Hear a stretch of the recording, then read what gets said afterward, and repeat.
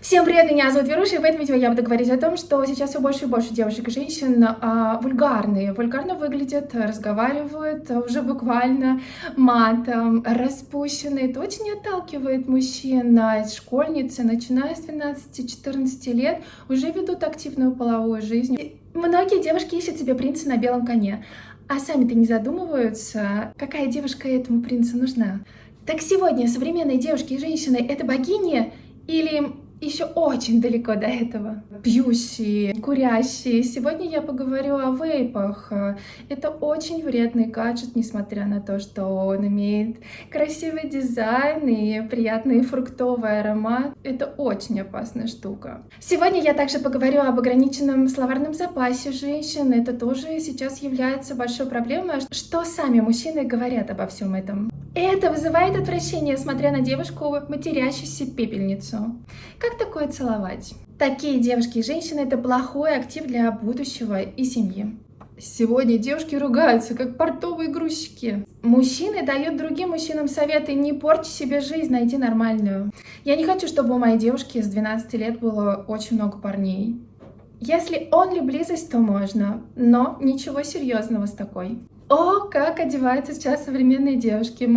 Такая царица полей. Все короткое, тонны косметики. Выглядит это все ужасающе. Что ж, сегодня будет вот такая вот интересная тема и констатация печальных фактов, которые сейчас происходят. Помните, как поцелуй на экране вызывал бурю эмоций? Когда ребенок заходил в комнату и мог увидеть это, родители сразу либо ставили на паузу, либо выгоняли ребенка, чтобы он этого не видел. Это считалось очень интимным. Конечно, раньше было много запретов. Но из одних запретов мы перешли в другую крайность. Когда фильмы без интимных сцен уже не фильмы.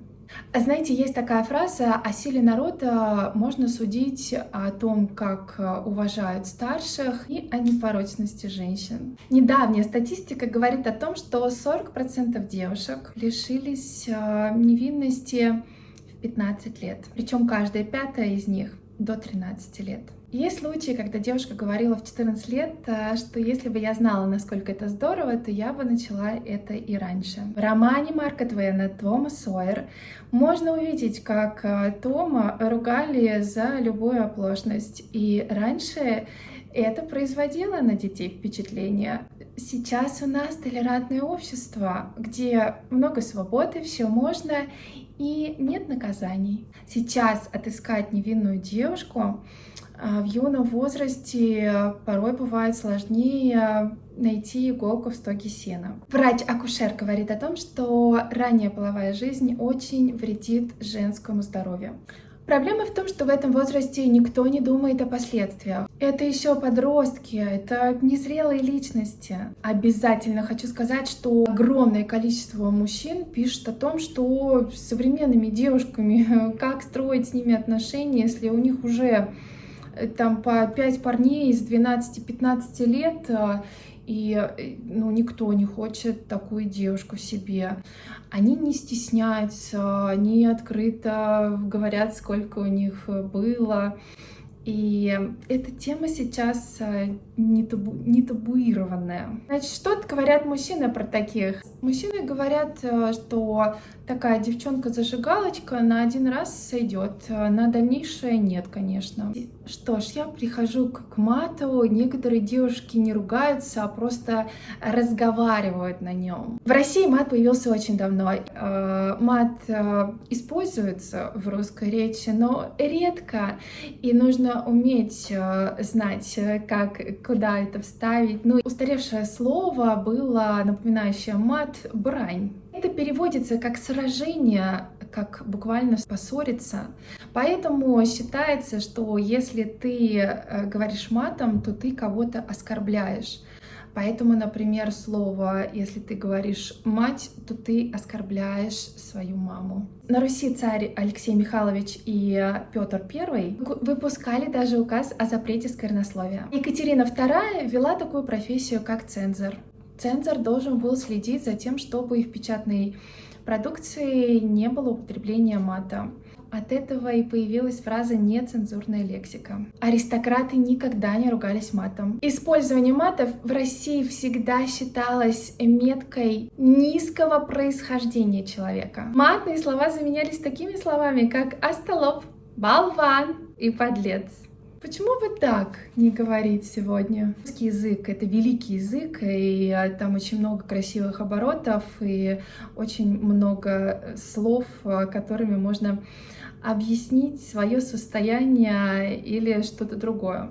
Так, ну, некоторые девушки и женщины считают, что это очень модно, круто, прям так с крепким словцом сказать что-нибудь, чем я хуже, чем мужчина. Как некоторые говорят, так красиво. Я приличная, но ругаюсь матом я, потому что мат как Рафаэла, вместо 1000 слов. Зачастую, ругаясь матом, люди подражают кому-то, более старшим, или им хочется как-то влиться в компанию, они начинают матом разговаривать. Вот, например, как телеведущая, которая открыла канал и стала там разговаривать матом, перетащить молодую аудиторию, быть с ними на короткой ноге. Вроде как все разговаривают, и, в общем, это типа окей сейчас. Насколько неприятно мужчинам слушать мат от женщин. Вот идут две девушки симпатичные, вроде бы женственные, но как только из их уст вылетает мат, все просто табу сразу у мужчин выключается, любое желание подойти, помочь, как-то продолжить общение, потому что мат ассоциируется с грубостью. Мат сразу говорит о низком интеллекте женщины, о том, что она не нежная, она не женственная, если она может себе позволить так разговаривать. Ну, либо матом разговаривают от скудного словарного запаса, что сейчас часто наблюдается. Мы вообще хотим от поколения ЕГЭ, к сожалению. Это не наша вина, это наша беда называется. Надо знать девушкам и женщинам, что мат очень сильно, правда, отталкивает мужчин, чтобы они в дальнейшем ухаживали за такими принцессами, скажем так, которые тебя потом еще накроют. Ограниченный словарный запас у женщин. Это проблема.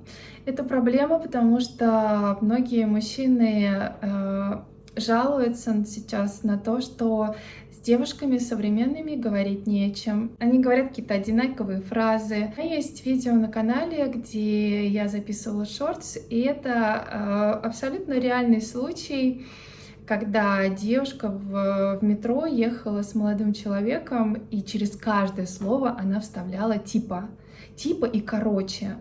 Вот, и я сразу подумала, что мне нужно записать на эту тему видео, потому что это так характеризует сейчас, как общаются девушки. А этот молодой человек, он с такими влюбленными глазами на нее смотрел, что я подумала, что мир перевернулся. Как вот эта речь может вообще вызывать какие-то положительные эмоции. Когда с тобой, она еще такая вот как бы грубовато так выглядела, прям вот такая вот конкретно такая эмансипированная девушка, вот как, не знаю, в Европе там. И вот это вот типа, короче, ты понимаешь, я даже толком не понимала, о чем она говорит. Ну, просто я хорошо слышала их диалог. В общем, а потом, когда мне стали писать очень многие мужчины о том, что сейчас такая проблема с девушками, то я вообще не удивилась. Образованный человек — это не тот, кто прочитал 1000 книг, а кто является выдержанной личностью, интересно выражает свои мысли, у него грамотная речь, он говорит яркими, запоминающимися образами. А вот необразованный человек, он говорит скудно, словарный запас невелик. В общем, мужчины тоже в ужасе, как разговаривают сейчас современные женщины. Вейпы. Я работала на рекламе. Вейпы, на самом деле, первые появились в 2009 году. Но уже так, все как бы узнали о них в 2019. Вот, наверное, примерно там в 2019 я и работала, может и пораньше, на рекламе вейпов.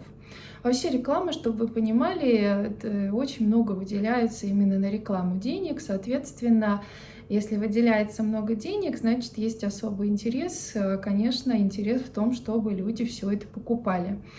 Поэтому эти маркетологи, которые все это придумали, это, конечно, гении маркетинга, потому что так обвести и обмануть людей, сказав, что это все не вредно, чтобы люди только покупали, и при этом, что интересно, что все вот это разные цвета, можно выбирать разные вкусы, и вроде бы ты вдыхаешь, и ничего особо не чувствуешь, еще и посторонние чувствуют просто приятный аромат. Но на самом деле те вещества, которые там выделяются, они очень-очень опасны. Даже если человек вейпы эти употребляет там разово, то есть даже разово он может сработать. Отсюда идут рак полости рта. Я слушала патолога-анатома, который говорил о том, что при вскрытии, извиняюсь за подробности, легкие человека, который курит вейпы, они аж хрустят. Потом эта штука закрытая, туда можно засунуть все что угодно, вы вообще не знаете, что там находится. При курении вейпа идет нагревание вот этой жидкости, которая потом очень плохо, выделение происходит. В составе глицерин, который обычно используется как растворитель, формальдегид, который используется в отсутствии фанеры, мебели. Представляете, это как кока-кола, которой можно чистить раковину, когда наливаешь, да? Вот то, что мы пьем. Так и эти вейпы. Девушки, женщины, дорогие, не суйте себе в рот все, что попало. Мужчины крайне плохо относятся к девушкам и женщинам, которые курят, и сразу же представляется, что будут нездоровые дети. И в любом случае это очень вредит здоровью, и вообще для мужчины это такая ходячая пепельница, которую целовать вообще не хочется. Если человека любишь, то принимай его таким, какой он есть. Мы все слышали эту фразу. Но извините, такой набор. Девушка, которая ругается матом, которая пьет и курит, общается вульгарно. Там старайся, не старайся принять, не получится. Что ж, в заключение хочу сказать, что мужчинам это все крайне не нравится. Мужчины хотели бы видеть рядом с собой женственную, милую, чистыми мыслями, порядочную, разбирающуюся, чтобы не было огромного количества половых партнеров, курящую, не пьющую, конечно же, потому что она будущая мама. Какое будущее ждет нас, если у нас такие будут рождаться дети? Как-то вот девушек больше подкосило, чем мужчин. Мужчины как-то остались на уровне от того, что хорошо, а что плохо. Всем спасибо большое за внимание. Увидимся уже скоро. До встречи. Пока.